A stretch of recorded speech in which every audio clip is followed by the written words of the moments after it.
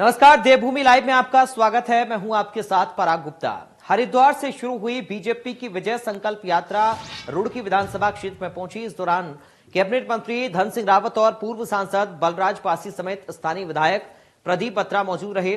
साथ ही विजय संकल्प यात्रा का बीटीगंज बाजार से शुरू होकर महाराणा प्रताप चौक पर समापन हुआ। इस दौरान कार्यकर्ताओं की भारी भीड़ यात्रा में शामिल रही। कैबिनेट मंत्री धन सिंह रावत ने कहा कि पीएम नरेंद्र मोदी ने देश को मजबूत करने का काम किया है।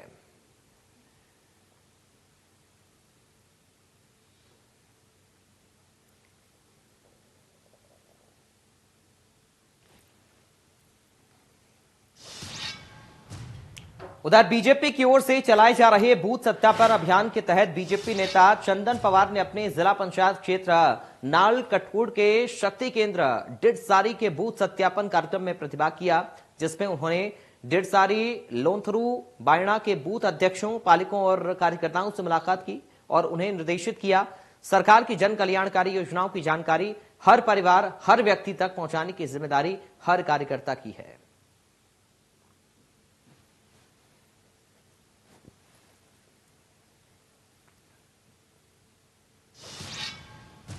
उधर आम आदमी पार्टी ने 12 और विधानसभा प्रभारियों की घोषणा की है। विधानसभा पुरूला से प्रकाश कुमार, घनसाली से विजय शाह, सहसपुर से भरत सिंह, मसूरी से श्यामपुरा, ज्वालापुर से ममता सिंह, खानपुर से मनोरमा त्यागी, कोटद्वार से अरविंद वर्मा, भीमताल से सागर पांडे, दारचूला से नारायण सुरारी, लालकुआं से चंद्रशेखर पांडे, किच्चा से कुलवंत सिंह, नानकमत्ता से आनंद राणा और 32 पहले ही घोषित किए जा चुके हैं।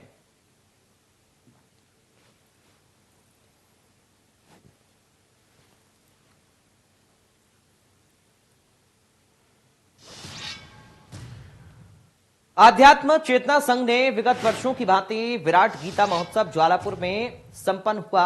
सैकड़ों स्कूली विद्यार्थियों ने प्रतिवर्ष आयोजित की जाने वाली गीता ज्ञान प्रतियोगिता में भाग लिया। आयोजन में मुख्य अतिथि के रूप में उत्तराखंड के पूर्व मुख्यमंत्री त्रिवेंद्र सिंह रावत और राज्यसभा सांसद नरेश बंसल उपस्थित रहे। पूर्व मुख्यमंत्री त्रिवेंद्र सिंह रावत ने कहा कि हमें अपनी जड़ों से हमेशा जुड़े रहना चाहिए। गीता हमारी भारतीय संस्कृति सनातन की जड़ है, इसलिए हमें अपने बच्चों को इससे जोड़कर रखना चाहिए। जो हमारे बच्चे हैं, नई जनरेशन है, उनको अपनी संस्कृति से, अपने अध्यात्म से और जो पौराणिक हमारे ग्रंथ हैं, उनसे जोड़ा जा रहा है। क्योंकि आज स्कूली शिक्षा से सब चीजें लगभग बाहर है। ऐसे में संस्था का ये प्रयास बहुत सराहनीय है। राज्य में अब राजनीतिक दलों में जुबानी जंग शुरू हो गई है। अल्मोड़ा विधानसभा सोमेश्वर से विधायक और कैबिनेट मंत्री रेखा आर्या ने हरीश रावत और प्रदीप टमटा पर हमला करते हुए कहा कि हरीश रावत के शासनकाल में प्रदेश में जमकर भ्रष्टाचार रहा, बेरोजगारी की सीमा भी बढ़ी। उन्होंने कहा कि हरीश रावत की करनी और कथनी में बहुत अंतर है। उन्होंने कहा कि एक तरफ दलित मुख्यमंत्री की बात करते हैं, दूसरी तरफ अपने लिए मुख्यमंत्री बनने को लेकर मंदिरों में पूजा कर रहे हैं।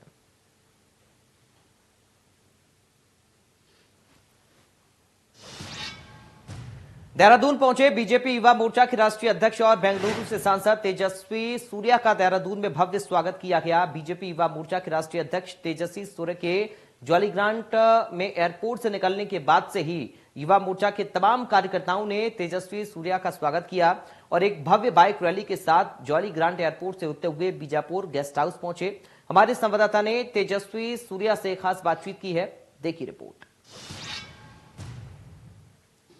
भाजपा के राष्ट्रीय अध्यक्ष तेजस्वी सूर्या यहाँ हमारे साथ मौजूद, बातचीत करने के लिए। सर, उत्तराखंड पहुंचे आप, एक रैली को आपने संबोधित किया, किस तरह रैली का अंबार रहा? आज देवभूमि और वीरभूमि उत्तराखंड में आने का सौभाग्य मुझे प्राप्त हुआ है। सभी हमारे युवा मोर्चा कार्यकर्ता लोग हमारे प्रदेश अध्यक्ष कुंदन जी के नेतृत्व में बहुत उम्मीद से, उमंग से, ऊर्जा से स्वागत किया है। मैं उन सब लोगों को धन्यवाद व्यक्त करना चाहता हूं। आज देहरादून में ये जो सैनिक सम्मान स्थल है, यह आने का सौभाग्य प्राप्त हुआ है। ये बताने में खुशी है कि एक दो महीने पहले मैं कर्नाटक से ये चंदन का जो पेड़ है, जो सैपलिंग्स है, मैं कर्नाटक से भेजा था और ये सभी 200 से ऊपर जो सैपलिंग्स है आज इस शहीद स्थल में आज प्लांट हो चुके हैं। हम सब युवा मोर्चा कार्यकर्ता लोग आज बिपिन रावत जी के ध्यान में, उनके मेमोरी में हम सब लोग प्रणाम अर्पित किए हैं और उनसे प्रेरणा लेते हुए युवा मोर्चा के और पार्टी के माध्यम से भारत माँ के सेवा और तेज गति से हम करेंगे। तो ये थे भाजपा के राष्ट्रीय अध्यक्ष तेजस्वी सूर्या, जिनका साफ तौर कहना कि यहाँ पहुंचे हैं और जिस तरह से इन्होंने रैली को संबोधित किया, कहीं ना कहीं एक युवाओं का हुज्म उमड़ा, जिसका आगामी चुनाव में काफी फायदा मिल सकता है। कैमरामैन सौरभ के साथ रोहित सोनी, इंडिया न्यूज, देहरादून।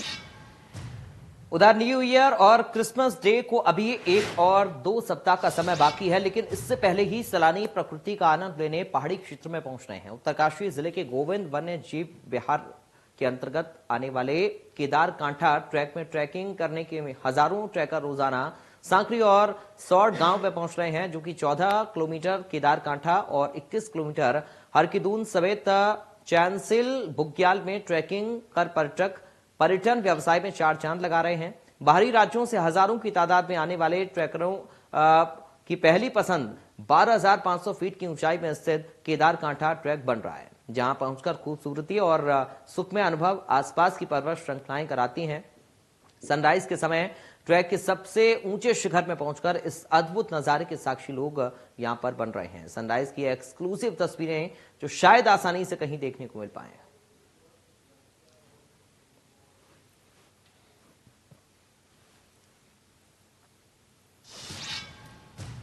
उधर पूर्व विधानसभा अध्यक्ष और जागेश्वर के विधायक गोविंद सिंह कुंजवाल ने बीजेपी और प्रधानमंत्री को चैलेंज किया है। क्या कुछ कहा, सुनिए आप।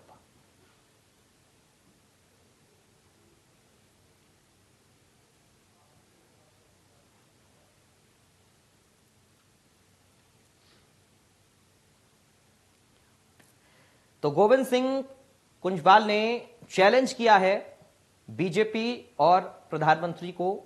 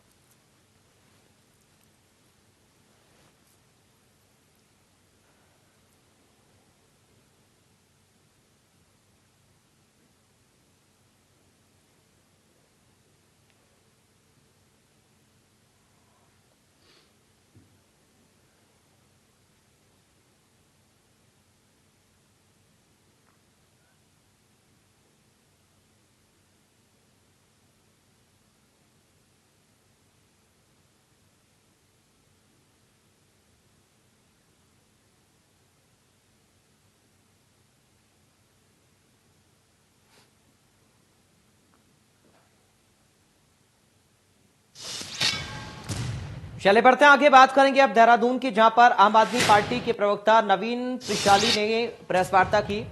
राज्य सरकार पर खनन को लेकर निशाना साधा। वन मंत्री ने खुद सरकार की पोल खोली, ये नवीन त्रिशाली कहते हुए नजर आए। दरअसल उन्होंने कहा कि चुनाव आते ही वन मंत्री को अपनी छवि की याद आई है। वन मंत्री ने खुद स्वीकार की अवैध खनन की बात। मुख्यमंत्री का खनन प्रेम किसी से नहीं है छिपा। सीएम की चुप्पी से कई सवाल उठ रहे हैं। सरकारों का खनन प्रेम उत्तराखंड की प्रगति पर रोक है, ये नवीन त्रिशाली कहते हुए नजर आए इस प्रेस कॉन्फ्रेंस में। तो राज्य सरकार पर खनन को लेकर निशाना साधा है आम आदमी पार्टी के प्रवक्ता नवीन त्रिशाली ने। उन्होंने खनन को लेकर कहा कि वन मंत्री ने खुद अवैध खनन की बात को स्वीकारा और मुख्यमंत्री का खनन प्रेम किसी से छिपा हुआ नहीं है। सीएम की चुप्पी से कई सवाल उठ रहे हैं। चुनाव आते ही वन मंत्री को अपनी छवि की याद आई है। ये वन मंत्री पर निशाना साधते हुए नजर आए हैं आम आदमी पार्टी के प्रवक्ता, और उन्होंने राज्य सरकार को खनन को लेकर घेरा है। ये बड़ी जानकारी प्रेस कॉन्फ्रेंस दरअसल आम आदमी पार्टी के प्रवक्ता नवीन प्रशाली ने की और राज्य सरकार पर खनन को लेकर निशाना साधते हुए नजर आए। वन मंत्री को लेकर भी उन्होंने कहा कि उन्होंने खुद सरकार की पोल खोल दी है। अब चुनाव नजदीक आ रहे हैं तो उन्हें अपनी छवि की याद आ रही है। सरकारों का खनन प्रेम उत्तराखंड की प्रगति पर रोक है, ये भी नवीन प्रशाली कहते हुए नजर आए। वन मंत्री और राज्य सरकार पर निशाना साधा, पिछली सरकारों को भी निशाने पर लिया है नवीन प्रशाली ने अपनी इस प्रेस कॉन्फ्रेंस में। और इस प्रेस कॉन्फ्रेंस में मीडिया से बातचीत करते हुए आम आदमी पार्टी के प्रवक्ता नवीन प्रशाली खनन का मुद्दा उठाते हुए नजर आए।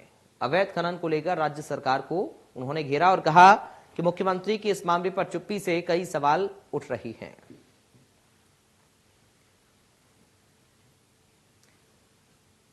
तो आम आदमी पार्टी के प्रवक्ता नवीन प्रशाली ने प्रेस कॉन्फ्रेंस की है, राज्य सरकार को निशाने पर लिया है खनन को लेकर, और कहा कि अवैध खनन की बात तो खुद वन मंत्री ने ही स्वीकार की। मुख्यमंत्री का खनन प्रेम किसी से छिपा हुआ नहीं है।